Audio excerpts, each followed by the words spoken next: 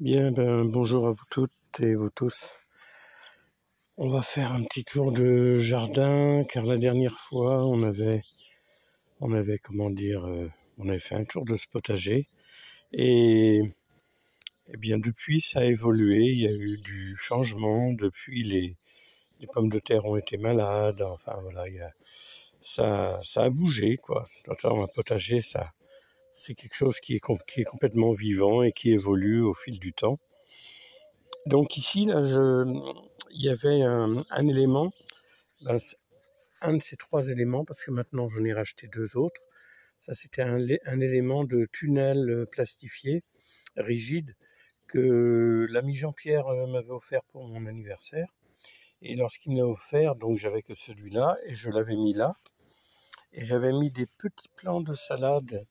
Eh bien, les petits plants de salade, vous voyez, dans ce tunnel, eh bien, ils sont devenus très, très, très beaux. Alors là, j'en ai remis d'autres aujourd'hui. Et je les ai mis dans des bouteilles du coup, parce que les tunnels, j'en ai avoir besoin pour autre chose. Donc je les ai mis sous bouteilles de plastique, ces bouteilles que je récupère, que je coupe en deux. Mais vous voyez, là il en manque une parce qu'en fait, je lui ai fait sa fête ce midi. Donc elle était suffisamment belle pour que j'en fasse deux repas, donc ce midi et ce soir. À côté, il y avait du céleri boule qui a été mis aussi. Il y a 5 plants de céleri boule. Là, j'ai un plant de piment d'Espelette qui m'a été offert par une amie et abonnée en même temps. On va remercier Marie, donc, qui m'a offert le plant de piment d'Espelette. Là, aujourd'hui j'ai donc mis les tunnels, en fait. Alors, le tunnel de Jean-Pierre, il est là. Et en fait, ça m'a bien plu. Donc, je me suis racheté deux autres éléments. Ça s'emboîte les uns au bout des autres. Donc voilà. Et dedans, j'ai mis, bon là, je vais pas les enlever, mais j'ai mis des plants de melon, j'ai deux plants de melon, j'ai mis quelques plants de salade. Et sur la droite, derrière, là, j'ai semé des panais et des radis. Bien que Jean-Pierre m'ait dit, je l'ai eu au téléphone aujourd'hui, il m'a dit que pour les radis, c'était un peu tard. Il s'est vengé un petit peu, parce que des fois, j'ai tendance à le titiller. Et je pense que là, il s'est vengé un peu.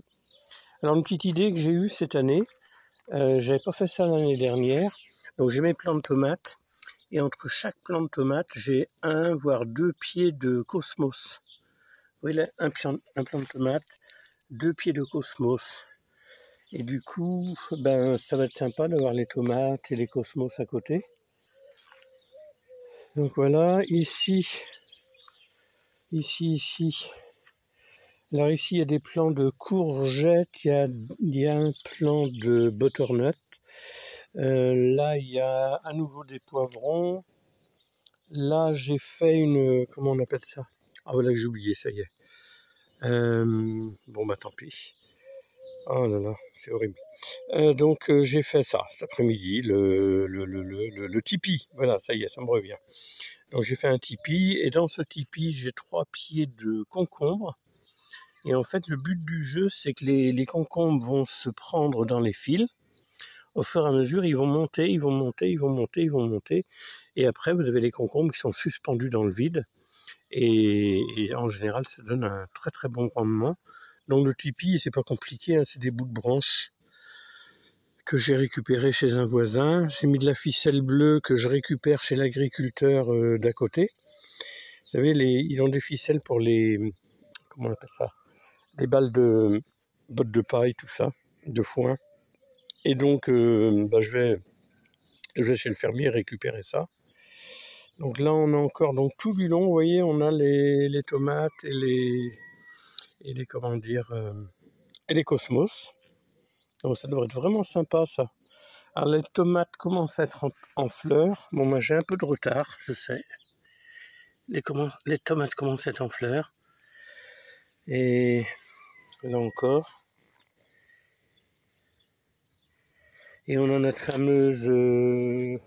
j'ai encore oublié le nom, c'est pas possible ça. Bourrache, ça y est. Je pense à Lou Colline, une abonnée aussi, qui m'avait rappelé que c'est de la bourrache. Alors là, il y a un pied de bourrache sauvage qui pousse, ici. Voilà. Là, on a de la courgette, mais ils sont vraiment... J'ai du retard hein, au niveau des courgettes, tout ça. Mais bon, on est que le 1er, oui, 1er juillet, on aura le temps d'en avoir encore. Là, j'ai un rang d'haricots verts, mais qui est très espacé. Les oignons, les aubergines. Là, on a encore un pied de tomate ici. Et regardez les pommes de terre, j'ai été obligé de couper. J'ai coupé les tiges, parce que comme elles sont les plus malades, j'ai coupé les tiges. Là, on voit bien que... Mais ça devrait le faire, je les avais traités. Comme nous a dit notre ami Le Crobe, c'est son pseudo, Jean-Michel, il disait que je m'étais reconverti en esthéticien parce que j'avais mis du bleu sur les feuilles des pommes de terre. Donc les poireaux, bah ça y est, les poireaux ils ont tous pris, il y a même pas un qui a crevé, ils ont tous pris. Donc ici là on les voit là. J'ai encore de la place, hein, vous voyez, j'ai tout ça c'est vide encore. J'ai des choses que je peux encore mettre des choses, je vais mettre des haricots, je vais remettre un rang d'haricots. Là j'ai mes fameuses carottes que je pensais qu'elles n'allaient pas venir, et regardez ça là. Attendez, ici. Vous voyez, tout ça, c'est des carottes, ça c'est des carottes. Là, ici, c'est des carottes. Donc c'est bon, ça sort. Ça, c'est du chou rave. Ils ont du mal. Ils ont du mal parce que j'ai un ami qui en a mis chez lui et les siens, il les a mis à la même période et les siens, ils sont absolument superbes, quoi. Là, j'ai d'autres salades que j'avais mis à côté des choux raves. Et toujours le fameux carré de pommes de terre ici. Et oui, mais ça va, il y a des tâches, hein, on voit, mais le fait d'avoir traité quand même avec la bouillie bordelaise, ça a limité la casse.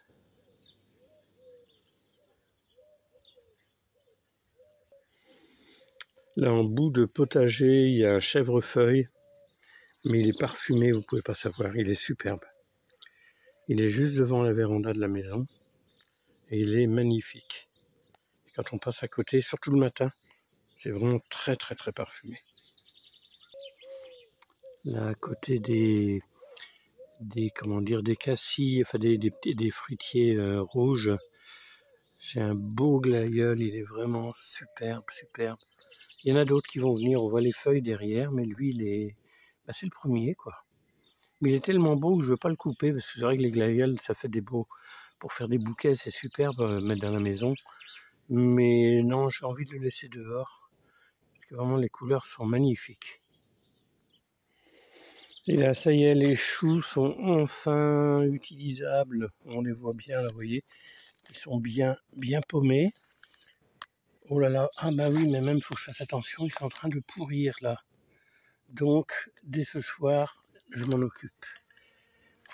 Ici, sur la bourrache, on a une abeille qui voltige. Les abeilles adorent la bourrache. C'est bien d'avoir de la bourrache dans les jardins parce qu'en fait, ça attire les abeilles pour la pollinisation. Là, il y a un autre chou. Oui, il est bien celui-là. Donc, voilà. Donc, ce petit tour de jardin, c'était histoire de vous montrer un peu l'évolution qu'il y a eu. Et là, on voit bien le paillage. Vous voyez, tenez, on va en parler un petit peu avant d'arrêter.